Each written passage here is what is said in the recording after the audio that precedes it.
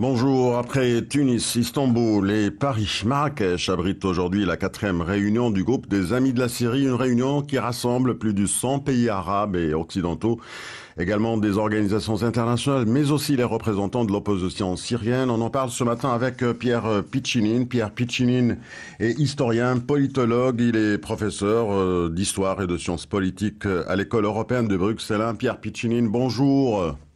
Bonjour. Merci d'être avec nous sur Chaîne Inter. Alors, cette conférence de Marrakech des Amis de la Syrie, elle ambitionne de rapprocher les points de vue entre les forces de l'opposition, qui sera présente d'ailleurs dans la conférence pour préparer cette transition démocratique qu'elle a qualifiée d'essentielle.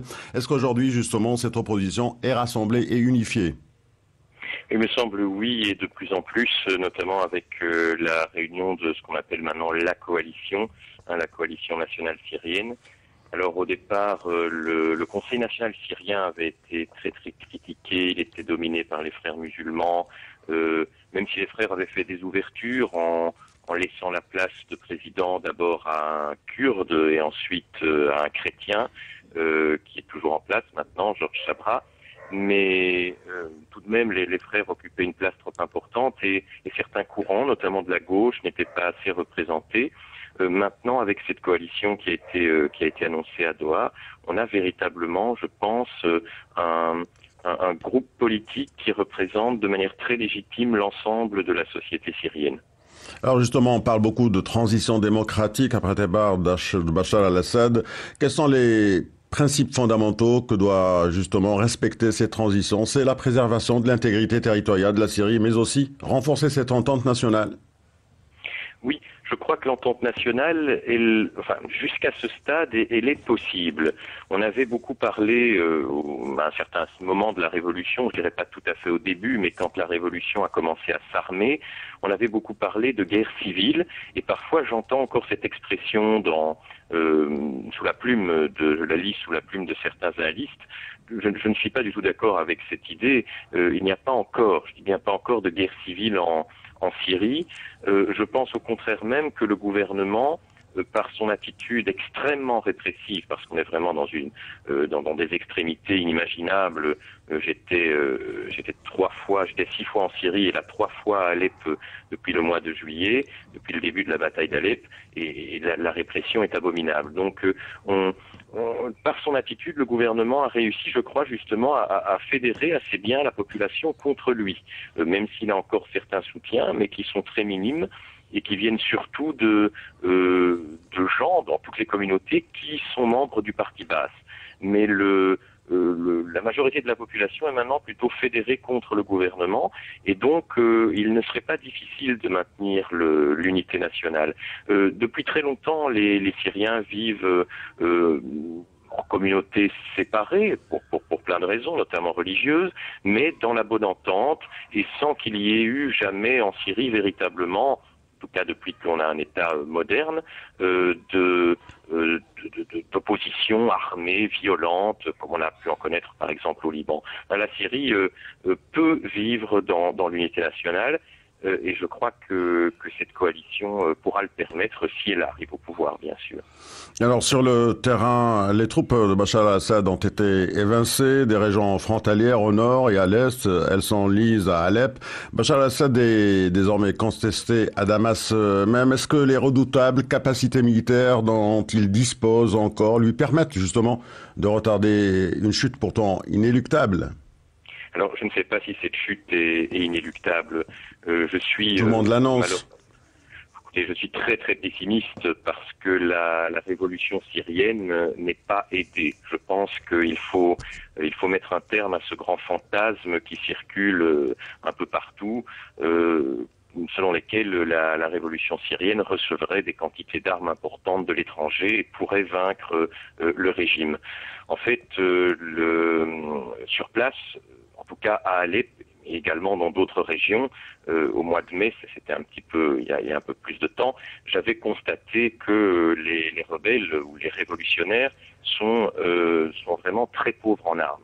Et ça pourrait être un élément décisif, réellement décisif dans la suite des événements.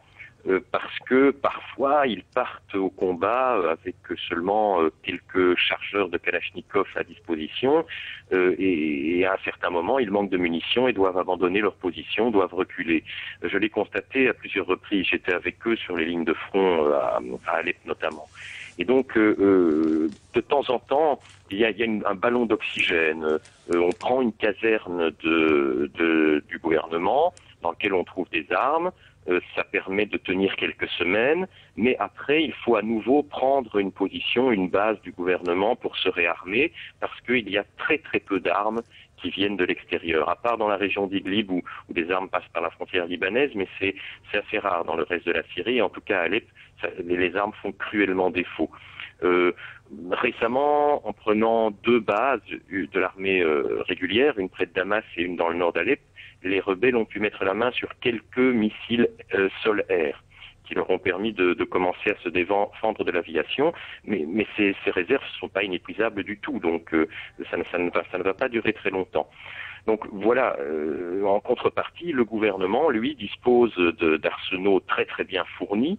Le cas échéant pourrait encore trouver de l'armement très facilement de la part de la Russie, qui, puisqu'en 2014, de toute façon, a des contrats d'armement avec le gouvernement syrien.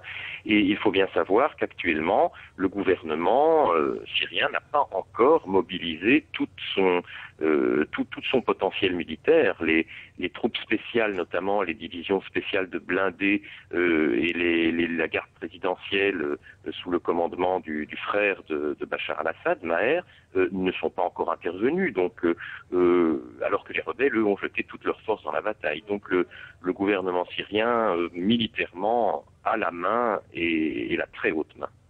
Il a la très haute main, il a également des armes non conventionnelles. Ce sont d'ailleurs des armes qui inquiètent aujourd'hui les Occidentaux. Est-ce qu'on peut dire que l'OTAN, on en a parlé récemment justement à l'OTAN, est-ce que l'OTAN est divisée sur cette menace chimique brandie par les États-Unis, Washington? Bon, effectivement, on a parlé de ces armes chimiques. Certains disent que ce serait pour l'OTAN un prétexte pour l'intervention. Alors moi je pense que l'OTAN ne souhaite pas intervenir. Si l'OTAN avait voulu intervenir, il l'aurait fait depuis longtemps. Ça fait quand même presque 2 ans bientôt que cette révolution est en cours.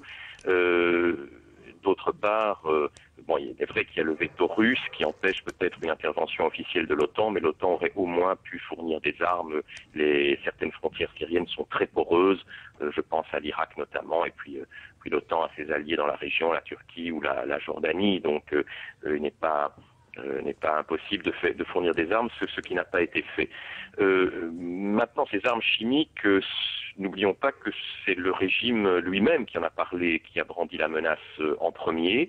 Effectivement, la Syrie a des programmes d'armement chimique, ces armes existent, et Bachar al-Assad a clairement expliqué qu'il les utiliserait si il y avait une intervention étrangère, s'il y avait une invasion des forces de l'OTAN, par exemple, sur le sol syrien.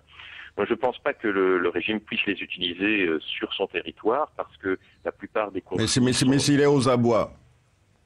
Pardon? Si le régime est aux abois. Oui, mais le problème, c'est que ce conflit est un conflit... La plupart des conflits en Syrie sont urbains. Je veux dire, la plupart des batailles se passent à l'intérieur des villes. Donc, comment utiliser ces armes sans risquer de tuer ses propres partisans, si je puis dire?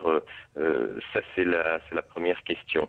La deuxième question, je crois que le régime n'a pas besoin d'utiliser les armes chimiques. Comme je le disais, il a un potentiel militaire conventionnel suffisant pour pouvoir réagir. Quel serait selon vous, Pierre Piccinin, le facteur déclencheur d'une intervention militaire qui se prépare? On dit qu'elle est en élaboration à l'OTAN. Écoutez, franchement, aussi bien par les contacts que j'ai à l'OTAN que par... je vais dire une analyse objective des événements et des faits, je ne crois pas qu'une intervention se prépare, tout simplement parce que les États-Unis, depuis 2000, 2001 plus exactement, ont commencé un programme de réalignement progressif de l'agenda syrien.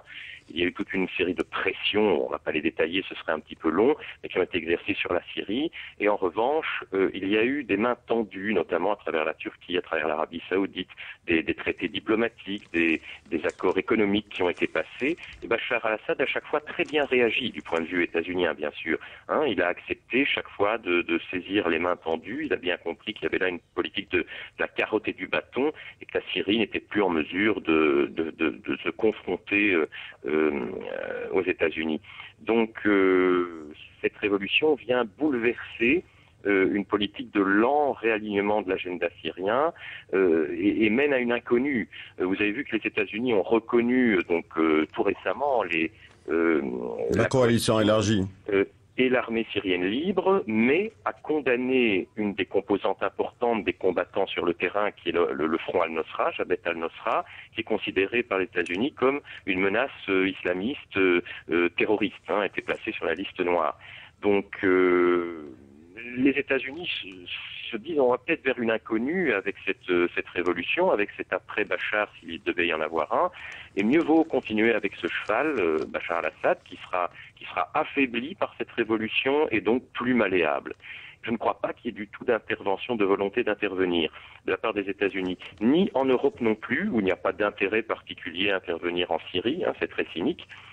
Et certaines puissances européennes, comme l'Allemagne même, ne veulent pas contrarier la Russie.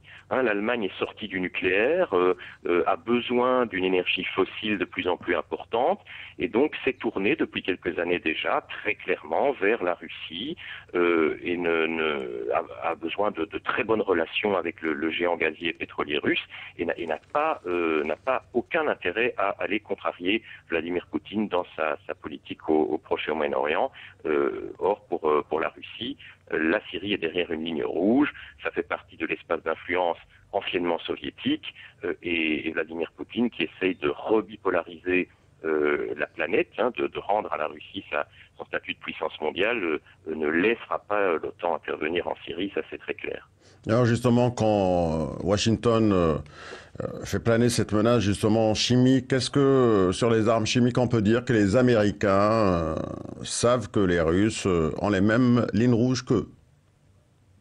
Oui, je pense que les choses sont très très claires pour tout le monde. Vous savez, l'ONU, ça paraît toujours très très compliqué, mais en fait c'est un jeu de cartes où on met les cartes sur la table et finalement tout le monde sait très bien quels sont les enjeux. Alors il y a des discours très forts parfois, mais je crois que derrière les discours, il faut rechercher des réalités. Et comme je le disais, ici les enjeux sont plutôt favorables à Bachar al-Assad. La Chine et la Russie le soutiennent, l'Occident ne veut pas intervenir. Il y a aussi la question israélienne. Il est clair que pour Israël, Bachar al-Assad est un très bon cheval aussi. Déjà son père Hafez, depuis 1973, n'avait plus vraiment de politique combative à l'égard d'Israël. Les discours à Damas étaient très durs envers Israël, mais la réalité des faits était tout autre et pas une seule cartouche n'a été tirée depuis 1973 contre Israël. Au contraire, les cartouches qui étaient tirées, c'était plutôt contre les combattants palestiniens qui, depuis la Syrie, essayaient de s'infiltrer à travers le Golan en Israël. Je dirais que grâce aux bases, Israël a eu une paix royale sur sa frontière depuis 40 ans. Donc je ne vois pas pour quelle raison on déstabiliserait ce statu quo qui satisfait tout le monde. Pierre Piccinin, vous l'aviez dit, le rôle des djihadistes, la base, cher Soleiman, est tombée dernièrement aux mains des djihadistes. Vous avez parlé à l'instant de ce groupe de forces montantes de la rébellion, Jabhat al-Nusra. Quel est le rôle aujourd'hui des djihadistes? Est-ce qu'ils s'infiltrent? Est-ce qu'ils sont très présents? Alors effectivement, je m'étais rendu en Syrie, donc à Alep, j'ai d'excellentes relations avec le haut commandement de l'armée syrienne libre à Alep, donc j'ai eu toutes les facilités nécessaires. En juillet, le colonel al-Qaïdi, Ahmed Jabal al-Qaïdi, me disait qu'il était hors de question pour l'armée syrienne libre de s'allier par exemple avec des katibas, des des brigades d'Al-Qaïda, qu'au contraire, l'armée syrienne libre combattait ces islamistes radicaux, parfois infiltrés de l'étranger, et qui salissaient la révolution et qui étaient une menace pour l'avenir de la Syrie. Alors les choses avaient déjà un peu évolué au mois d'août et tout récemment, j'étais donc début novembre à Alep à nouveau, il y avait des katibas d'Al-Qaïda qui étaient là très clairement identifiés. Le haut commandement m'a dit, voilà, ce sont effectivement des groupes d'Al-Qaïda et nous travaillons avec eux parce que nous n'avons aucune aide de l'extérieur et nous sommes pris à la gorge, nous sommes dos au mur. Vous savez, les révolutionnaires syriens se sont lancés à corps perdu dans cette révolution, à visage découvert, en étant persuadés, pour eux c'était une évidence que l'Occident allait les aider, comme ça s'était passé en Libye par exemple. Et puis voilà que les mois passent et rien ne vient, donc ils sont en plein désarroi et ont tendance maintenant, effectivement, à la fois par revanche, si on peut dire ça comme ça, par rapport à la trahison de l'Occident, de se tourner vers des groupes islamistes radicaux qui s'opposent aux valeurs occidentales, et d'autre part, par pragmatisme, tout simplement parce qu'ils ont besoin de combattants et d'armes. Donc effectivement, plus le temps passe, plus ces groupes vont prendre de l'importance et vont être acceptés par les révolutionnaires. Je pense que l'Occident fait là une grosse erreur de ne pas aider la révolution à devenir ce pays laïque et démocratique dont rêvaient les révolutionnaires de la première heure. Une dernière question, mais très brièvement, s'il vous plaît, Pierre Piccini. Est-ce que ce déploiement de missiles Patriot, justement, en Turquie, est-ce que vous le voyez comme l'avant-garde d'une action militaire ou alors simplement à caractère défensif ? Bon, je pense que la Turquie gesticule beaucoup et dans tous les sens depuis le début du printemps arabe. On l'a vu par exemple en Libye. Au début, c'était non, pas d'aide pour les révolutionnaires libyens. Il y avait une opposition, puis brusquement retournement de la politique d'Erdogan qui s'est lancé là-dedans, qui avait envoyé des caisses de drapeaux turcs à Benghazi en espérant récupérer le coup, puis ça s'est mal passé. C'est un petit peu la même chose avec la Syrie. Au début, c'était non, maintenant c'est oui. On ne sait pas très bien quelle est la position de la Syrie. La Turquie. Voilà. Je vous remercie infiniment, Pierre Piccini, d'avoir été avec nous ce matin sur Chaîne Inter. Je rappelle que vous êtes historien, politologue, professeur d'histoire et de sciences politiques à l'École européenne de Bruxelles. Merci beaucoup et bonne journée. Merci à vous. Au revoir. Au revoir.